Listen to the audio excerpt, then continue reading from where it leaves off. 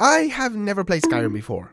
Like, at all. Well, unless you count that one time that I got out of the intro, got out to Skyrim, and I decided I was done. And yes, I do know that this is one of the games that has ever just been made. So this time around, I'm going to actually do it. All of these years later. And to do it, I'm going to do it all at once. That's right. I am 100%ing this bad boy. What do you mean there's 600 quests? It takes how many hours? Oh. Okay. Instead, I'm going to get the platinum trophy. That's right, this is still going to be a grind. A very long one at that. Certain things like getting level 50, completing all 15 Daedric quests, and of course completing all of the side stories take a hefty bit of time on their own. Now this video is actually dedicated to my beautiful fiance, who as long as I've known her has asked me to play this game, since this is basically her favorite one, like ever. So, to you, and to every other Skyrimer out there, here goes nothing. Ah, the line I have heard more than enough times throughout the years. But it feels good to start this journey at last. Now, I'm going to try my best not to spend too much time on the game's story itself. At least for most of the bits, since, you know, I feel like if you're watching this video, you may already know it like the back of your hand, or even better than the back of your hand. One thing I do really like about this game though, is the fact that you can literally choose anyone, do anything, and it doesn't feel like the game is limiting you to a certain play style. Yes, I do know that a lot of people do tend to go for a certain style, and then that offers them a lot of replayability, but the fact that I can choose to be a certain species, like meet Jonathan Godzilla, an Argonian, and the Jonathan is silent, so it's just Mr. Godzilla for now, but he can be absolutely anything. He can be a mage, he can concentrate on two-handed weapons or one-handed weapons, or I can concentrate on being super sneaky and pickpocket, take the stealthy route, but I don't have to create different characters for that. I can literally do this all in one playthrough,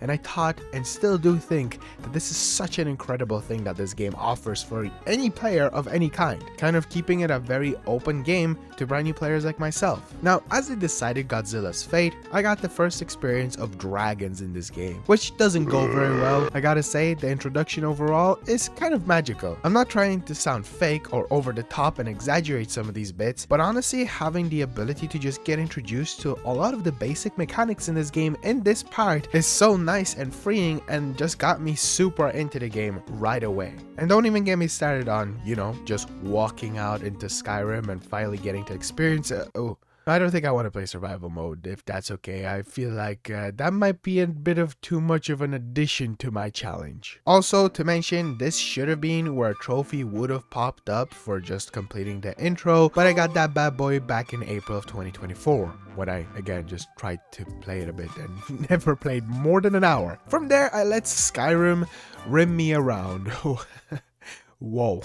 Wait. I took on some bandits in a mine, read a journal of a guy who really wanted better support beams made. Yeah, they should have probably listened to him. And then popped right outside of Riverwood, which was perfect since this is where I was supposed to go. From there, I sold my clothes and jump scared a child because I didn't have any. Met Alvar and helped him out with smithing some items, and then got distracted with a nearby temple. The Bleak Falls Temple to be exact, which I actually had no idea was important for the story, since this is going to come in handy in like just a little bit with the main quest. Inside, I got introduced to puzzles, more of the combat system, understood the skill tree a tiny bit better, which honestly, for the first time playing, was an absolute disaster and mess to wrap that around my head. Found a dude who was stuck in a web, and he told me that there's some kind of gold cloud that I need to find. I did end up killing him because he was telling me that he wouldn't share it, and honestly, Jonathan Godzilla doesn't bode well with selfish people, even if killing him makes me selfish.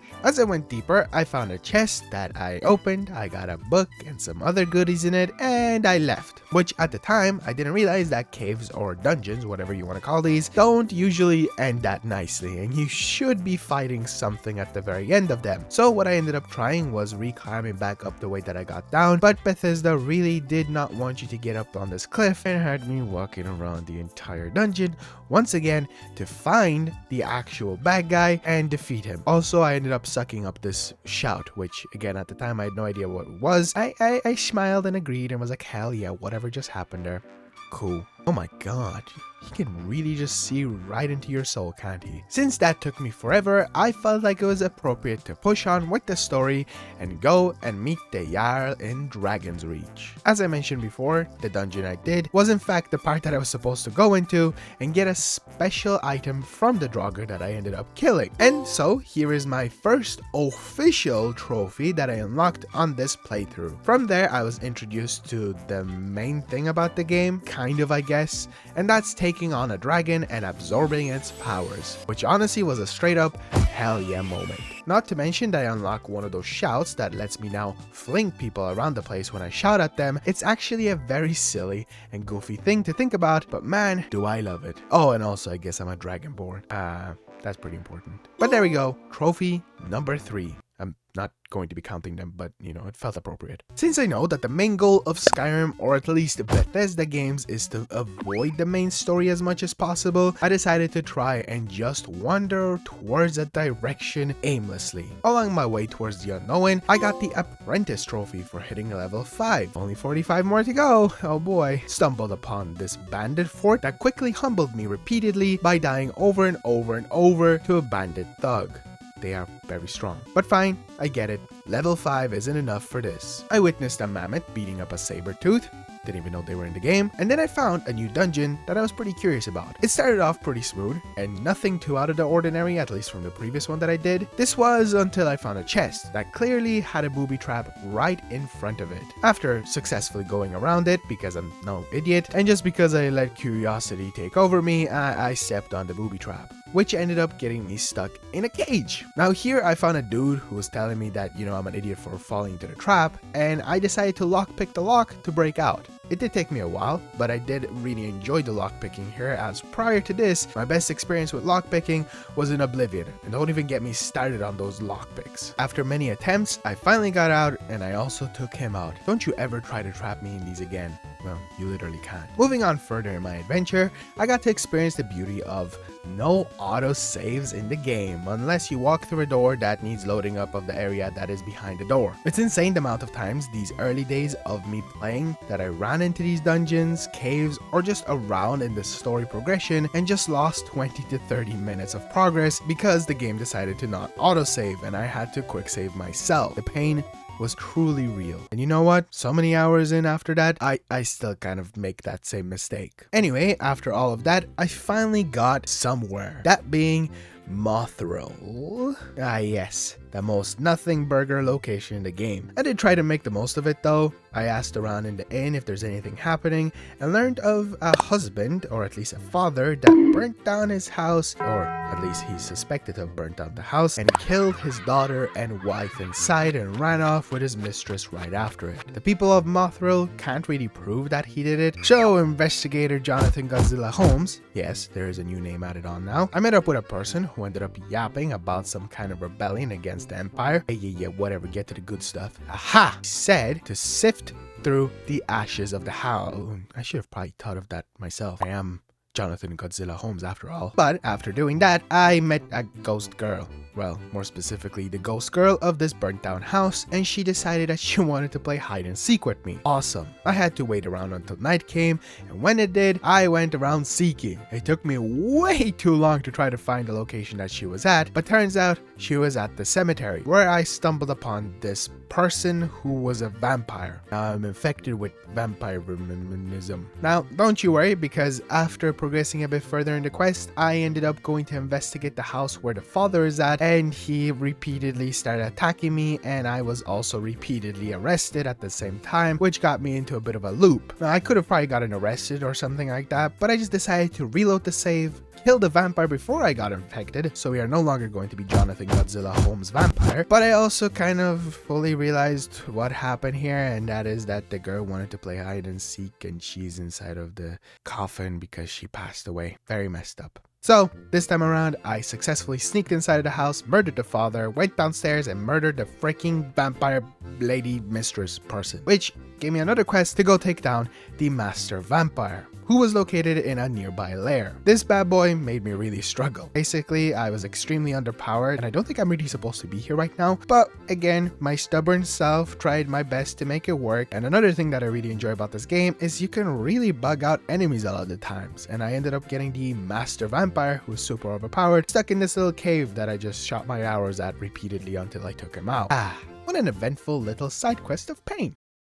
Seems like I have at least some gold from that. Might as well go and buy myself a horse to not have to travel everywhere by foot. Look at us, hippity hopping. Okay, now on my way back into Whiterun, I ran into a bard in a nearby inn where I learned of a college of bards in Solitude. Are you telling me I can be Jonathan Godzilla Holmes the Bard?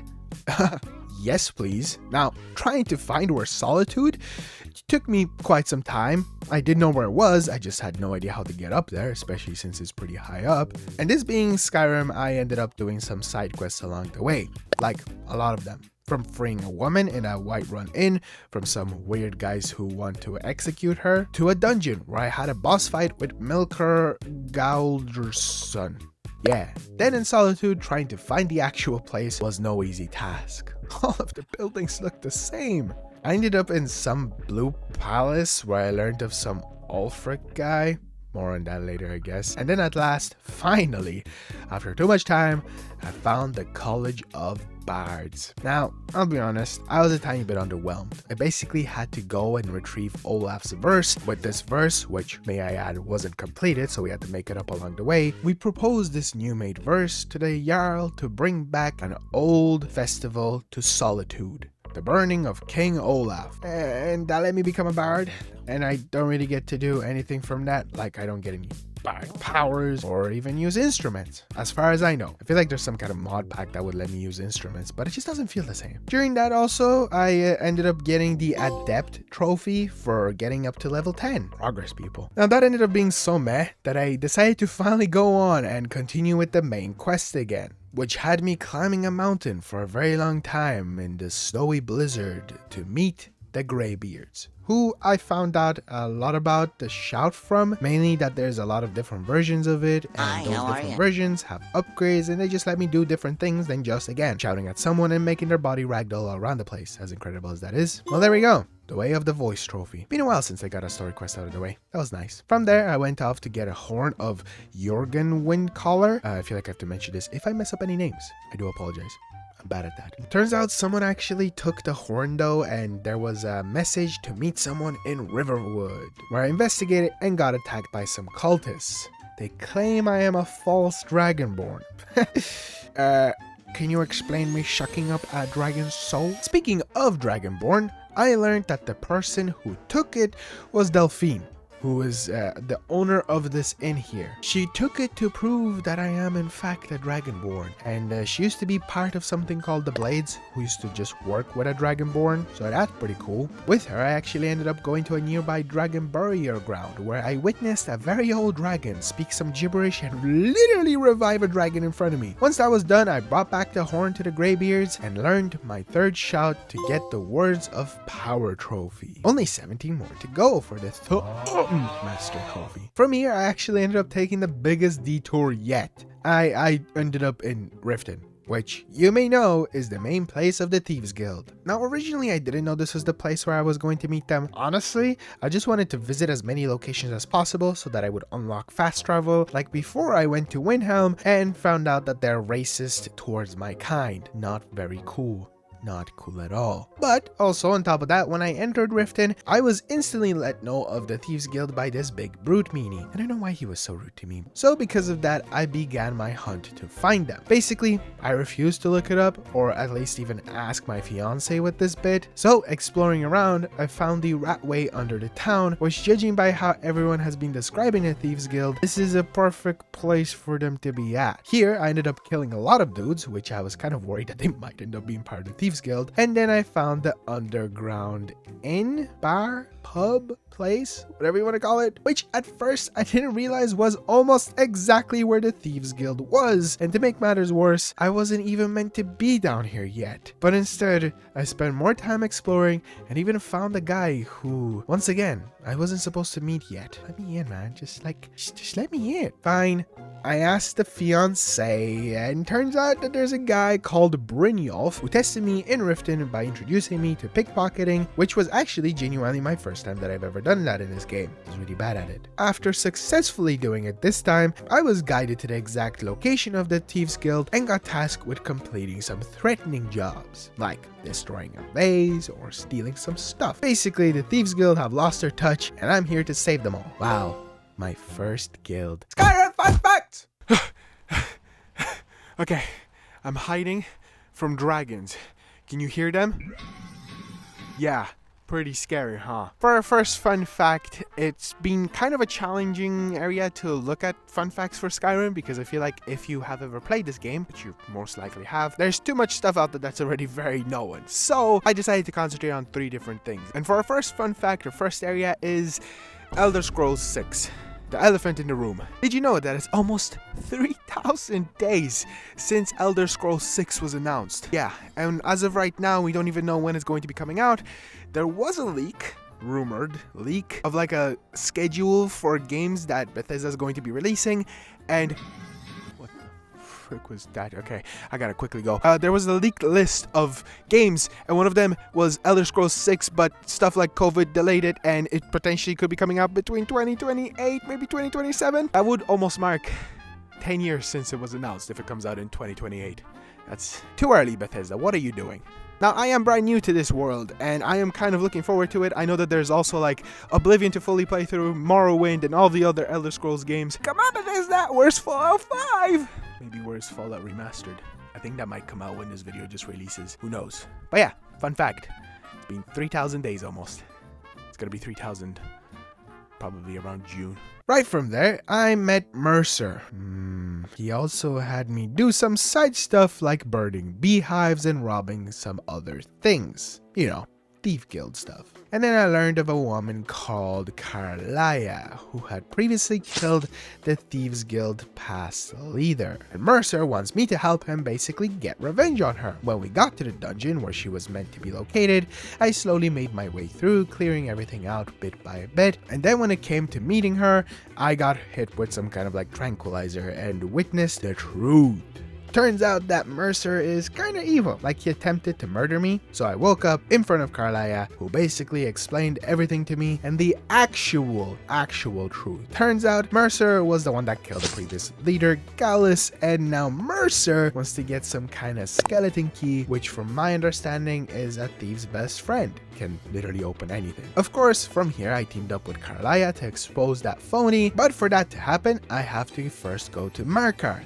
Arguably the coolest looking area in all of Skyrim. I genuinely love the vibe. The look of this place reminds me a lot of Rivendell, which is probably one of the reasons why I really like it so much. And it's also funny because Rivendell is very elf themed, whereas this place is very dwarf themed. Anyway, the main goal is to translate Gallus's journal. And one of the ways that I was supposed to do that was by talking to Tasselmo, who is being very difficult and told me that he will let me into his museum by killing a spider called Nymph, which I did, got access to the museum, and turns out that that was the only place that I had to be in because I have to go super deep inside of this, I guess, palace museum area, and it is the definition of an ultra stealth mission.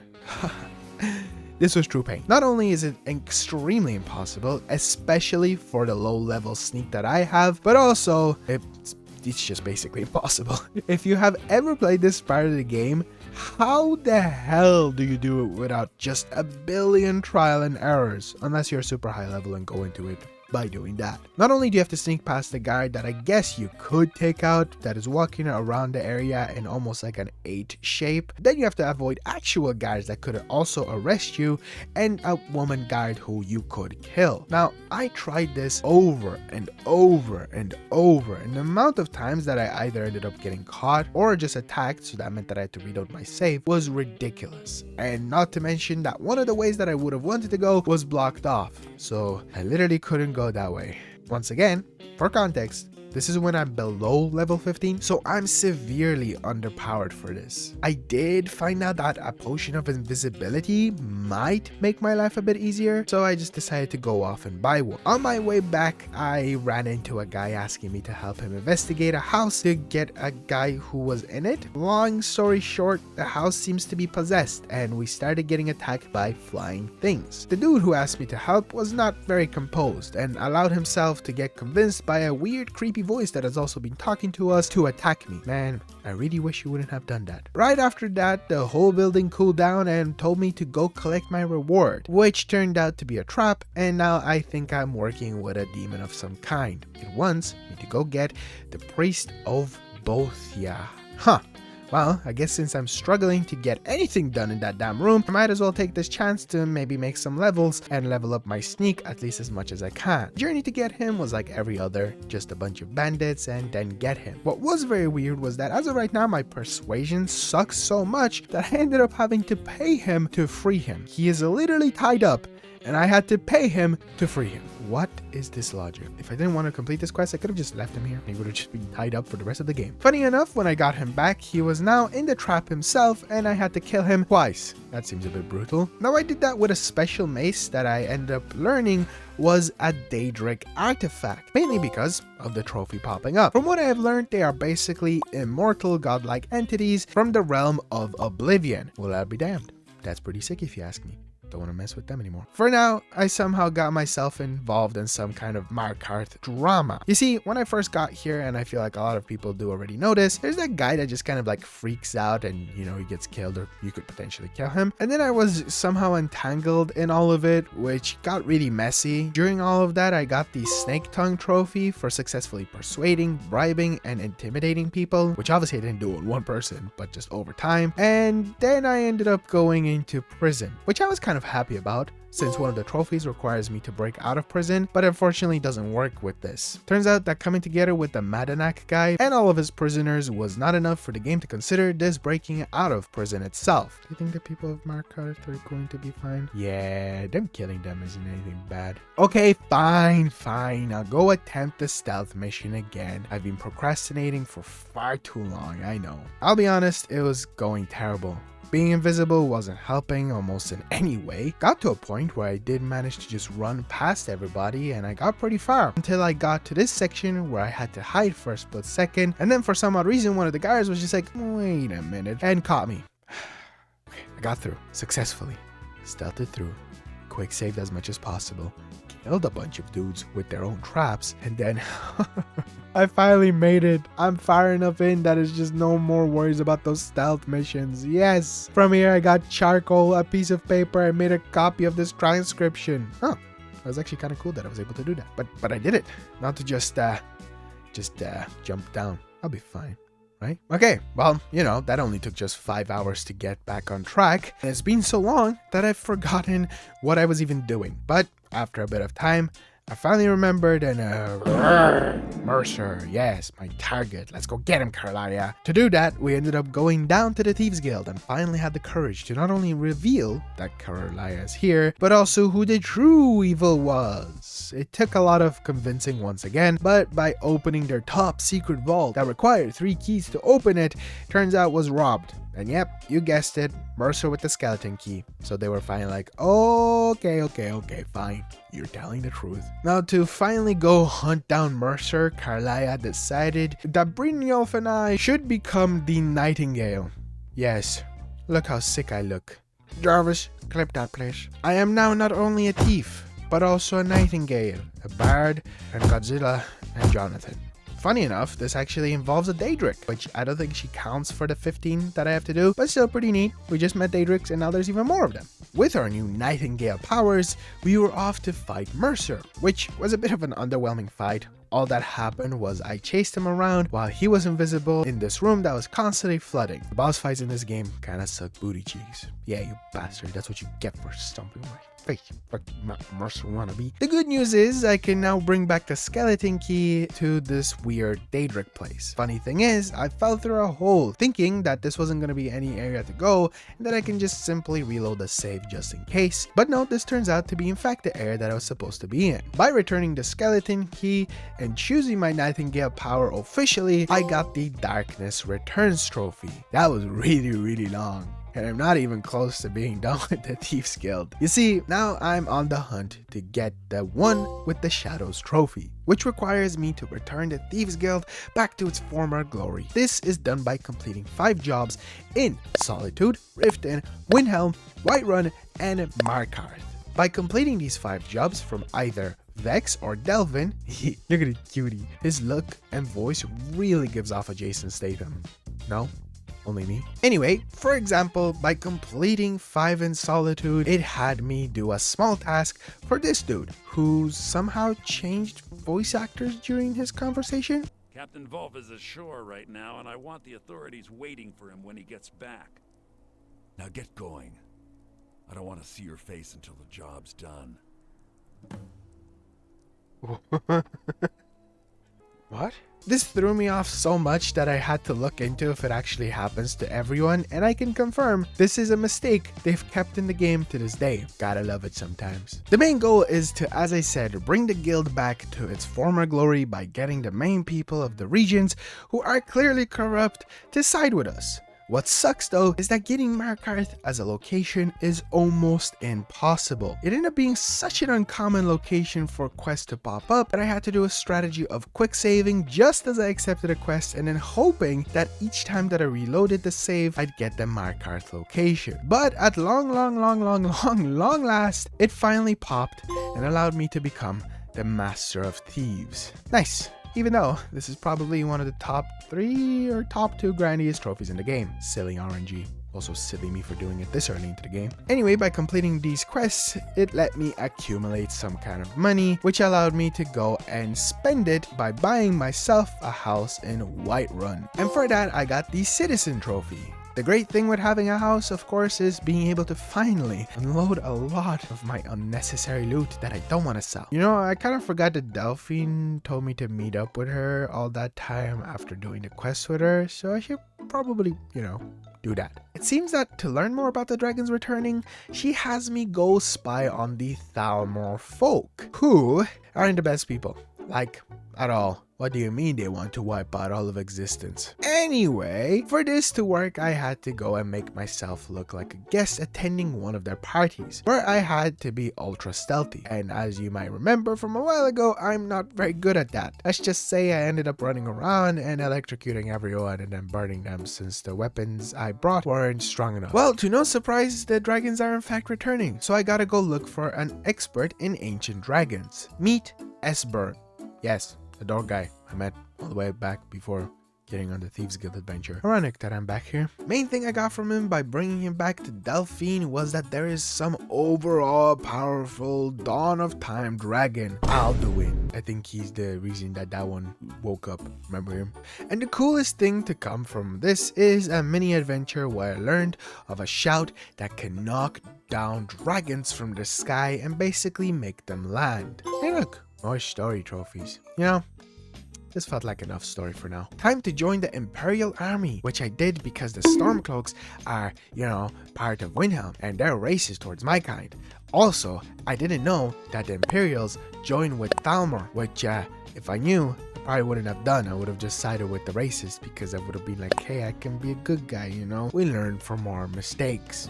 Also, Imperials have the Skyrim logo, I like that. In all honesty, this whole quest was kind of underwhelming. And if I were to rank side stories, this is more likely the weakest. Mainly because I was just completing orders that didn't have sauce in them, Just boring war stuff. I guess it was kind of fun to just battle an endless enemy at times. And then, of course, defeat the bastard Ulfric, who killed the past king of Skyrim.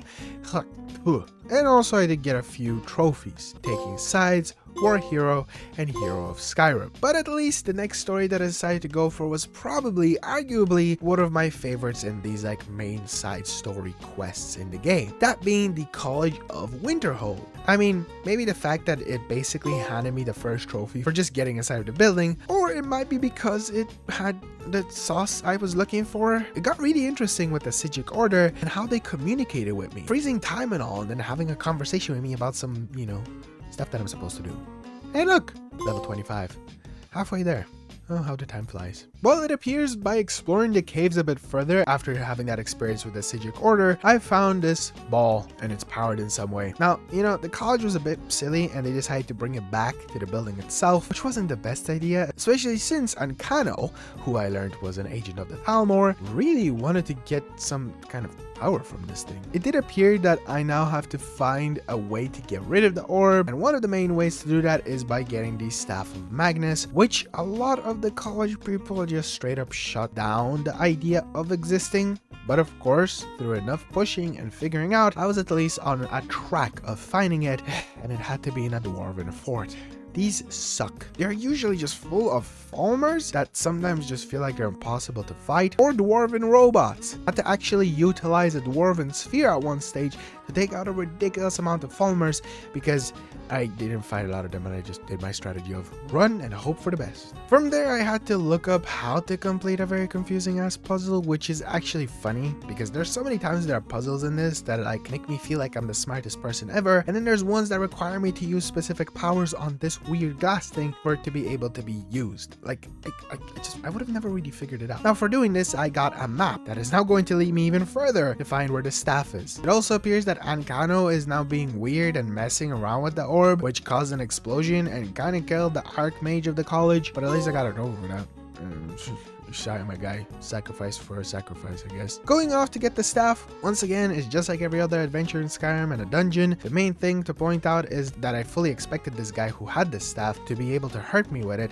so I took forever shooting him with my really bad bow and arrow from a very, very large distance, but then it turned out that all that the staff does is just drain your magicka. Like nothing else, no damage. So I wasted a bunch of time by doing that, but hey, at least I got the staff now. With this said staff, I can now go off and stop the orb from producing too much power, defeat Ancano, and let the Sijic Order just bloop it back to wherever they want to. And now, I'm the new Archmage. What the hell do I do as that? I feel like I'm unqualified for this. See, this just had sauce. It felt fun, it felt unique, it felt creative, and not just like, let's go attack this fort, and this fort, huzzah! I don't know, the Imperials were still okay, but just not the best thing ever. Skyrim fun facts! They're still after me. Okay, for our next fun fact, we are looking at speedrunning. Something that I feel like we should maybe try to appreciate the community. Now, I am using speedrun.com, if you're wondering, just because there's a lot of people that I want to appreciate for their hard work out there. Okay, what the frick? I think it's quite funny, the selections that this website has for speedrunning for this game. Now, again, it's pretty old. It has re-released multiple times. And as of right now, for number one, on the speedrunning side of PC, we got Dank Slushy with 19 minutes, 55 seconds, and 396 milliseconds. Why are there milliseconds? There's also more timers here. There's an RTA, 24 minutes, 56 seconds, 717 milliseconds, which was 4 months ago on PC, of course. But I think the most fascinating thing with this is not only are they from different regions, like second place is Lilu _, which is from Japan, number one is from America, third is from America, but what's funny is that some of these are actually from 6 years ago, 4 years ago, 7 years ago. Some of these people are up here in the top 10s from years ago, and nobody has, well, like, fully beaten them, unless of course you count the 4 months ago. On the console side, it's a bit funnier just because of the console selection. Of course, for number one, we got Mr. Tiger, who has 56 minutes, 25 seconds, and that was done 11 months ago. Second place is Ben Does Variety, and then third is Fug Minister. These are some quite funny names, but I think the best thing about Fug Minister is he did that on the Switch with a run of 1 hour, 8 minutes, and 8 seconds 3 years ago on the Nintendo Switch. Not the Switch 2, which just came out, that version of Skyrim, on the Switch. That's a speedrun to slap up there, you know, like, oh, you could have done it on the PS4, you could have done it on the Xbox. Nah. I think those are also glitchless because there's glitch sections. I only concentrate on the ones that weren't glitched. So it's very impressive, I think, specifically on the console side, not considering that, you know, PC has straight up minutes. yeah, back to the video. From here, I became really stubborn and refused to do any main quests until I unlocked the Sideways trophy, which is for completing 10 side quests. They don't really count the quests that I did for, let's say, Thieves Guild, Imperials, or College of Winterhold. This is its own thing. So, for my first odd adventure, I stopped some kind of ritual taking place by killing a good few of necromancers. I then found the owner of the golden claw that I found all the way back at the beginning of the game, fought a bunch of mud crabs and found a huge one.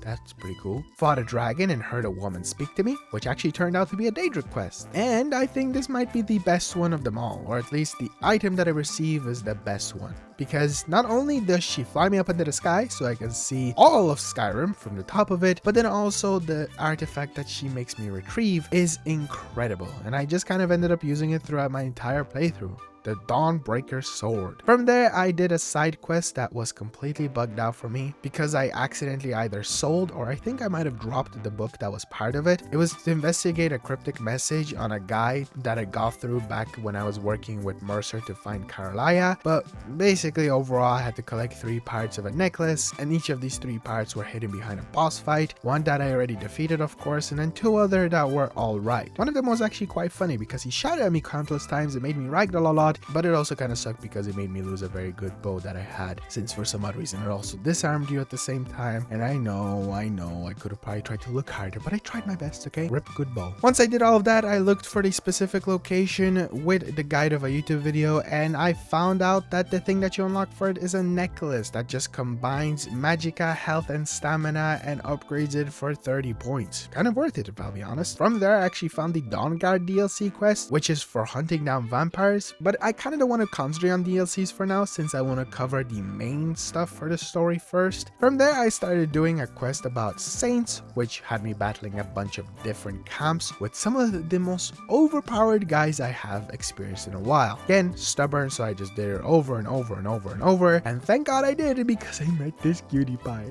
Look at it! It's my pet now! Oh my god, it's incredible. Even though I wasn't really able to bring it with me to places, or I guess I shouldn't, it's just really cool that this is a feature in the game, that you can get pets and they look this ugly. Also, I can just kind of spawn him around the place whenever I do need him, which I'll be honest, I never really used apart from this one time. After that, I found myself in the sewers of Solitude, where I actually ended up fighting a lot of whatever the hell my pet is. Thankfully, this was not him though, so it was okay, It was okay. Speaking of also just ridiculously overpowered things, I think I found and fought the most overpowered magic user. Honestly, this is the perfect opportunity to complain about how ridiculously annoying magic users are in this game. I just have a personal hatred for them. Yeah, the Staff of Magnus can help you sometimes, but I really had to find a workaround to take this guy down. It was painful. As I was trying to look for as many side quests as possible, I stumbled upon a girl in Winham who wanted to be adopted. Are you sure? I'm like literally Jonathan Godzilla, the Archmage, Thief, and I also almost am a Thalmor the Great. Yes, the new title is now super long, and I added on the Great at the very end. Getting her adopted wasn't as easy as I thought it would be. I had to go and buy her a room inside of the house that I own, and originally when I spoke to her and was like, hey, I could adopt you, she was like, oh, do you have a place that I could stay at? And I was like, I don't have one, and she was all like, oh. Yeah, that was kind of heartbreaking to do. So then I quickly had to go run around and look for her, but there we go. She's now my daughter.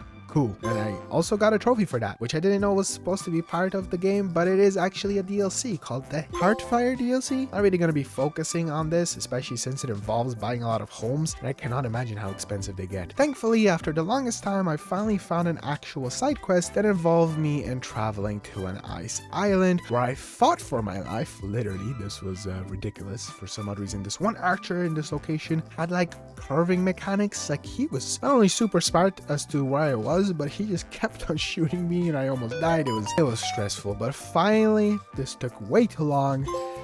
Oh, there it is. Also, funny enough, literally like right after this trophy, I went across the water up to this house and I discovered my 100 locations. There's another trophy. Cool. Back to back. Okay, it's time to go and finish the main quest already. Enough distractions. I ended up doing the wrong quest. I had a quest called Dragonborn, not realizing that this was for the Dragonborn DLC, so I took a boat to Salzheim and found out really quick that I'm not supposed to be here right now. No, for now, we go and get this damn story done already. So I met up with the Greybeards, the actual continuation of the story, and they told me that I have to go meet their leader on top of the mountain that they reside on, which was kind of strange considering that, you know, getting up here and just being up here is like super stormy and all, and I kind of oh, it's a dragon. Their leader is a dragon. I'm afraid this is in fact Peak. Get it? Peak, mountain, top of the mountain, whatever. Turns out that Parthenax and his giant ass nose told me more about the shout that can make dragons forcibly land to the ground, and he told me that this can be done by obtaining the Elder Scroll. Oh my god, mind-blowing moment. Title mention, I repeat, title mention, Elder Scrolls mention, Elder Scrolls Skyrim mention, holy frick. Getting it wasn't anything too difficult. Basically had to go to the College of Winterhold, learn of a guy called Septimus Cygnus who knows of the location. I went to the said location, fought for my life to figure out a puzzle, and huzzah! I got the scroll and the Elder Knowledge Trophy. Back with my boy Parthenax, I used the scroll and teleported back in time where I witnessed how Alduin got into present day, but also what the word was that could make them land. Coincidentally enough, speaking of Alduin, he showed up in present day where I got to test out the shout on him. As underwhelming as it would have been to defeat him at this moment, thankfully he did end up getting away. So now I need to learn a new shout that will let me summon a dragon that is nearby, and then I can use to convince him to make me go to wherever Alduin skedaddled. Best part of the entire story happens from this moment. Not only do I use the dragon to travel to the Southern Guard location, sadly I don't actually get to control him, but the Southern Guard location is just incredible looking. Mainly the skybox. Oh my god, I could spend forever in here. It's almost breathtaking as to how freaking awesome the visuals are in here, and I almost wish that this was the default night skybox for the game overall, but you know, I guess it makes this location that much more special by making it look like this. But before I glaze the skybox too much, I had to fight a guy who defended the skeleton bridge. I did try to dupe the game by just running instead of fighting him since I was too scared to fight him, but I ended up getting killed over and over. They really want me to defeat him. Thankfully, he wasn't anything too difficult, and inside of the building that he was practically defending, I found the OG guys who were the reason that he teleported to present day. Thankfully, with our powers combined, we were able to team up and fight Alduin, which ended up in defeating him. Felt like there should have been more, no? I guess that's where the side stories come in. Whatever. Anyway, perfect segue to go and finish off the last two big stories I had before the really tedious trophies. Firstly, I decided to dabble in the companions, which I'm embarrassed to have literally never known that they were inside of Whiterun. More specifically, in this giant ass building. No idea how I've missed that, but I have. For them, it wasn't anything too special. Once again, definitely like my maybe third favorite story out of all of the ones that I've done, since I get to literally turn into a werewolf. That's a pretty big plus. But it also felt very underwhelming. Honestly, doing the Thieves Guild first was a terrible idea. This was such a deep and long story that all of the other ones feel like they just lack something. Not you, College of Winterhold. You're pretty cool, as I said. For the companions, I did get the Take Up Arms and Blood Oath trophy, with a sprinkle of Hard Worker trophy in there too, which was for chopping wood, cooking food, and also mining ore, which I did throughout the game already. As for their story, yeah, it was alright.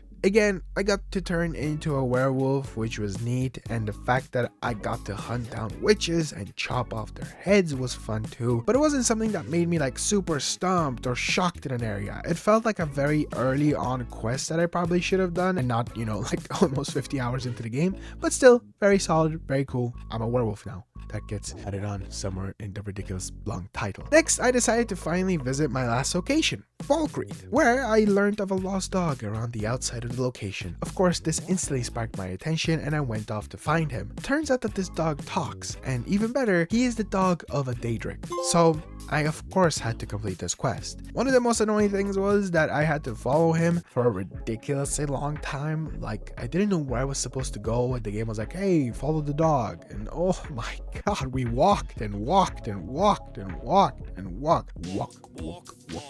Once I found the Daedric, I was really like, oh my god, am I done finally walking? We're here, is this Daedric quest done? Nope, I have to go find an axe for him, which, yeah, once I got it, he was like, hey, kill the dog. Excuse me? No thank you. Basically, for not doing that, I didn't get to keep the axe. Oh no. Instead I got a mask that makes some stuff better like speech and magic, but I don't really care. At least Borbas the dog is now statuified with the Daedric. Who the hell would kill that dog? That's terrible. From there, I really wanted to go and do the Dark Brotherhood, but I had no idea where or how. So I caved and questioned the professional fiance. Turns out I would have literally never, like probably ever, have found the story, since I had to break into a random house in Windhelm and talk to a child that was trying to summon them. Turns out he did that because he wanted you to go kill an orphanage owner lady. That seems a bit extreme for a child, but whatever. I guess it'll let me into the Dark Brotherhood, so why not? Taking her out was a bit messed up since, you know, the kids were still there,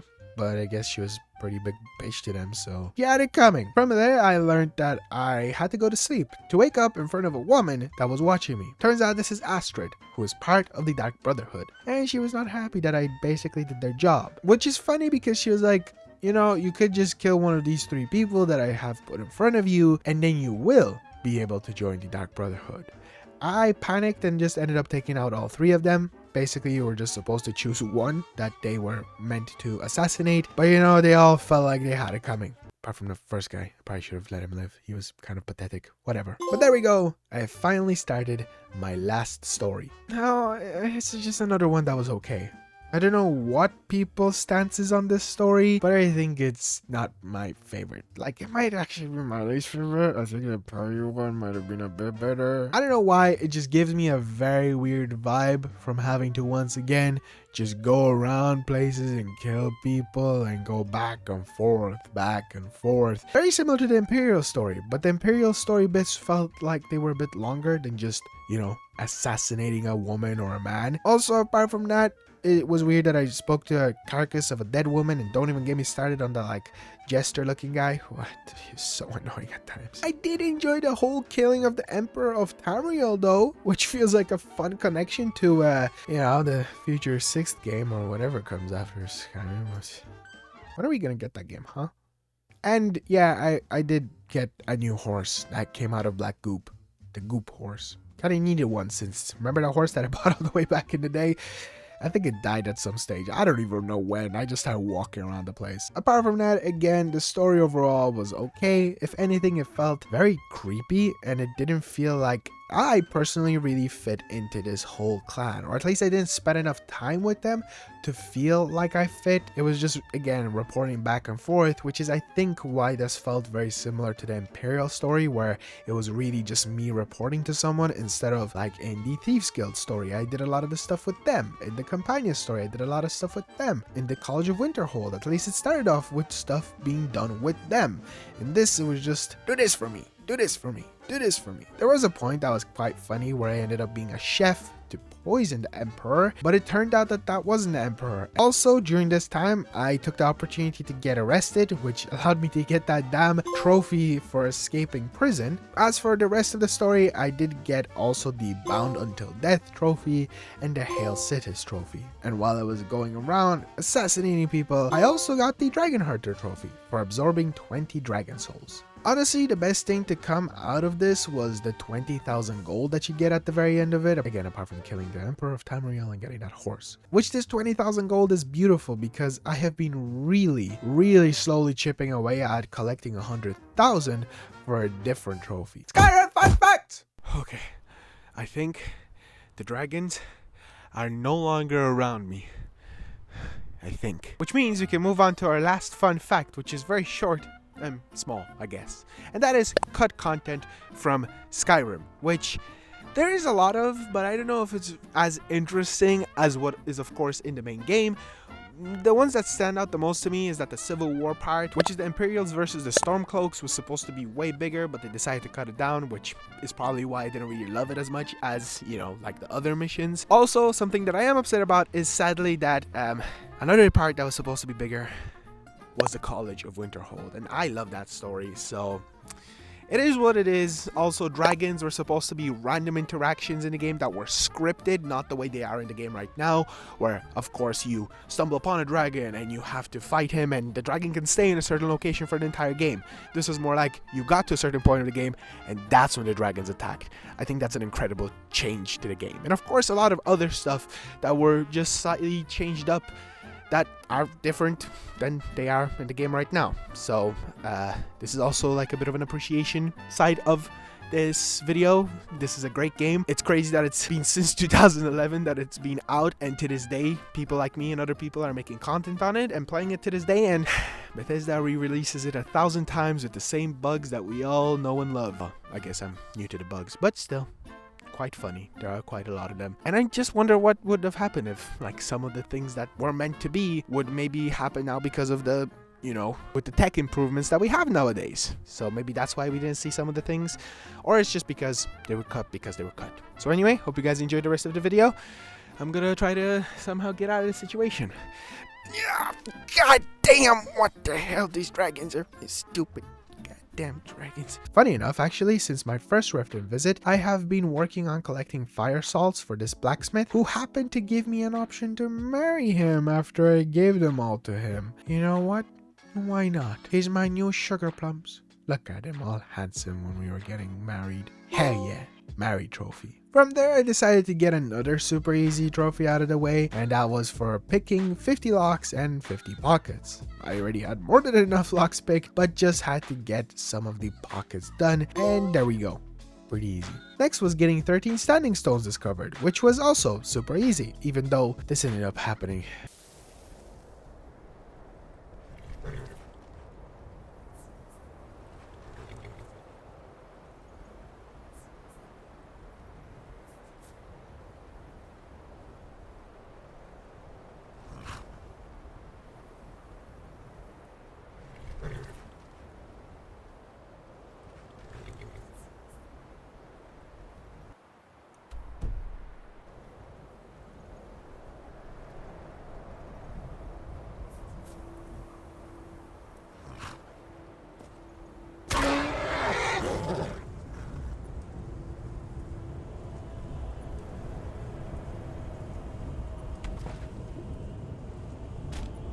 It seemed that I was stuck in some kind of loop every single time that I reloaded or died, but I was so determined to make it work, I forced my way to fix it, which made Goop the horse live on.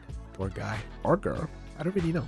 But thankfully from there, no more accidents, and there we go, standing stones. And so now I kind of can combine a few trophies together. The Daedric trophy, 50 skill book trophy, level 100 on one single skill, 100,000 gold, and potentially level 50. So let's get into the Daedrics, I guess. And no, I'm not going to be going over every single one, since there is still 12 of them that I have to do. I'm just going to kind of quickly break them down. The first one up was Azura, where I got sent inside of a star artifact and had to fight probably one of the most annoying enemies yet. I keep saying that, but this was truly painful. Just dudes constantly using the same magic spell. Magic users. And the amount of times that I died trying to complete this is not even funny. Like, I think I don't even want to talk about this moment anymore, but I did that. Next was a super fast Dragon Reach Jarl Kid Daedric, which just had me getting a key and opening a secret door to get this sword. Pretty cool, I guess. Then there was a strange one where I had to hire a person and then sacrifice them to this Daedric statue. From this, not only did I once again struggle a lot with a certain enemy that was a magic user, I hate them so much, but also I got some kind of armor from this. After that, there was a weird magical library where I ended up betraying this guy who's all like, hey, we must get this thing and destroy it, and the Daedric was like, kill him or don't. So I killed him. Why not? Then I found out my boy from the main story, Septimus, was actually a Daedric mission originally. So then I worked on that a tiny bit until I found out that he wants me to get a bunch of blood of different species. So I think I'll just work on this one while I work on the other Daedrics. Nice thing was, during his quest I actually got the Skill Master trophy, which was for leveling up that skill to level 100. And yes, if you're wondering, this was done on the one-handed skill because I love that freaking sword. The next Daedric was a bit of a messed up one. It was a Cannibal Daedric. Well, not really for me, since, you know, I'm Jonathan Godzilla, whatever else my title is as of right now. So I'm not human, but, you know, if you are a human character or anything that resembles a human, you basically had to go and cannibalize a person in a cave like eat them. One thing that was actually very annoying about this quest was the person that you worked with. I kind of feel like I have to rant about this. Basically, you have the option of bringing her with you inside of this cave, but she doesn't behave as like an actual story quest character. So if you end up accidentally attacking her, which for me in this case was with my shout, she will start attacking you. And if you accidentally also kill her, since she can take damage from you and a lot of damage at that, you fail the mission. Not a fun one. Like, this has to be like, I think even the worst one. Freaking cannibals. Next was a pretty funny Daedric. I had to find a guy to do a drinking challenge with, which I think I got extremely lucky with, because trying to look up where to find him, a lot of people were saying some cryptic stuff that you need to be like certain levels and blah blah blah. I just went to Riften and he was in here. Accepting a challenge from him, I got so drunk I actually ended up passing out, which from there I had to retrace my drunk self steps until I went through a portal to a realm where he turned out to be a living Daedric. Not a statue this time. That's pretty nice. The item he actually gave me is probably one of my favorite things to use post endgame, or at least like around this point, which essentially just spawns a version of him, and he's super strong and super powerful to take down enemies that I sometimes struggled with. So pretty cool that he's with me now. From there I had to question a guy who murdered a girl in a very brutal way. Turns out that he was a werewolf and he murdered her in just such an awful way. Going on further, I had to take out an elk that turns out to be a Daedric, and he was all like, hey, go take this guy down, he stole my ring or whatever. And then when I got to him, the werewolf guy was like, please let me be. But no, you killed a child, you die, just die. Then the next three were again just meh. One had me collecting shards to actually make a pretty overpowered dagger, but the overall quest was pretty meh.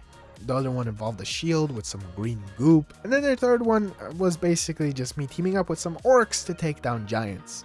Again, another meh one. The second last one was actually pretty fun. It was basically going to look for a guy's master who turns out I teleported into the mind of a monarch's head, which created a pretty cool experience of reliving the monarch's nightmares, past mommy problems, and even being bullied. I got through all of them by using this interesting staff that either altered the nightmares into some different things, changed the people that were involved in the mommy problem into, again, different things, or when he was getting bullied, turning him big and his bullies small. Pretty neat if you ask me. And now, of course, after collecting all of the blood that I needed for my old scraggy ice dwelling boy, he opened up this weird door, interacted with this book, and he got Thanos'd. Well, the weird goopy tentacle monster told me to interact with the book, which allowed me to take it, and for that I got the Oblivion Walker trophy. And a really actually cool thing with this book is that it allowed me to level up any of these specific categories by 5 levels. Yes, more progress towards that level 50. I've been here for so long. Clearing out some more trophies, I decided to do the 20 shouts, which wasn't too difficult, and I got that one really fast. Funny thing with this one was I'm actually at 19 shouts as of right now, even though I got the trophy. That's because the game decided to spawn in a Croesus and also a dragon at the same time, which that's not a good combo. They destroyed my ass. Now we're at a very strange part of my playthrough. I was again at the stage that just was super grindy, mainly the 50 levels that I was mostly worried about, so I decided to do a DLC. I know I said I didn't want to do one, but this Solstheim one was constantly in the back of my mind, and if I'll be honest, this one really fascinated me, and thank God it did, because this story is freaking awesome. It did actually start off pretty slow, but it did let me get some more shouts, which made me realize I shouldn't have actually probably completed 20 shouts when I did. But man, is this an interesting one very fast, and mainly when I teleported to this crazy looking realm, instantly making this my actual favorite part of Skyrim. Like, the entire part of Skyrim. Kind of crazy that I dug it as much as I did, but it was the only time that I actually sat down and didn't let myself get distracted by like anything at all. If it was my phone, if it was just, you know, everyday stuff, I sat there for the entire time of this playthrough and just completed it in one go. Not saying that the game itself is bad or that it distracted me a lot, it's just this one, for some odd reason, it was just so cool. And also it allowed me to get some other trophies that were just part of the DLC, and I don't know, that was pretty nice to do that as well. During all of this, I discovered that I can get my skills to legendary also, so of course I had to level up my one-handed one, because I am struggling a lot by trying to do either the two-handed weapons, my bow, or anything like that, because I'm pretty underpowered in those areas. Which, yes, I know that a lot of people would argue that why didn't you just upgrade everything at the same time? This is my first time playing. I know for future playthroughs, which there probably will be at some stage, but I didn't know that at the time. We learn from our mistakes. Also, this was the first time I learned that I can dual-wield one-handed weapons by looking at the skills. And this allowed me to run around with my favorite sword, and now also the potential at one-shotting Daedric dagger. Pretty cool. This island is also such a vibe. These people just be living in huge-ass mushrooms. Can I have a house in here? Like, is that a possibility? When I was able to make my way also back into the weird green sky looking realm, it kept on just blowing me away with its weirdness and unique style. Especially with these tunnels that expanded when you walked with them, or, you know, not expanded when you walked with them. Or these weird tunnels that also wobbled. It's such little things, but it just, I don't know. I was like, hell yeah, this is pretty cool, man. After making a deal with this weird eyeball monster that looked a lot like the one that Septimus, my boy, died to earlier, I sacrificed a local chief that was actually part of the story. Sorry, my guy. Has to be done. But that's just because I have to defeat the main bad guy called Mirak, which is actually a Dragonborn who turned evil. I know, pretty insane. Another reason popped up as to why I love this DLC so much is because I get to ride dragons. What?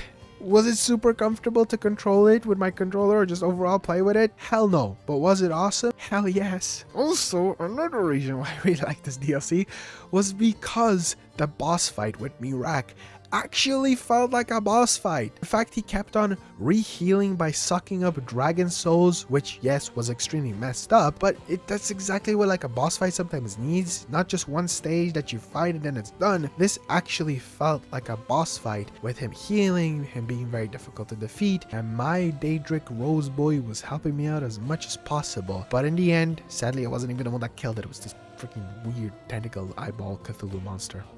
Sucks to be him. Rip my Dragonborn from another mother. Overall, peak story. I absolutely love this DLC, and I didn't actually make incredibly good progress on important trophies. If anything, this just allowed me to play the game and enjoy even more of what it has to offer. But fine, we're in the end game now, which I guess I have always been in, but now it's officially time. No more distractions. Let's just knock these trophies out of the way. First, 50 dungeons. Boom, done. Next, 100,000 gold. Easy. Do Thieves Guild quests that they offered me last time, now they pay a tiny bit more, and sell some of my unwanted stuff. Boom, done. 50 skill books? Ha, only a few left? Should be easy, right? Wrong! I had most of the ones that I looked up, and it took me such a long time to look for them, but boom, done. Now it is time for 50 levels. You damn thing. Listen, let me explain my strategy to you. Yes, I could have leveled up skills that I had barely any experience in and probably spent countless hours doing that.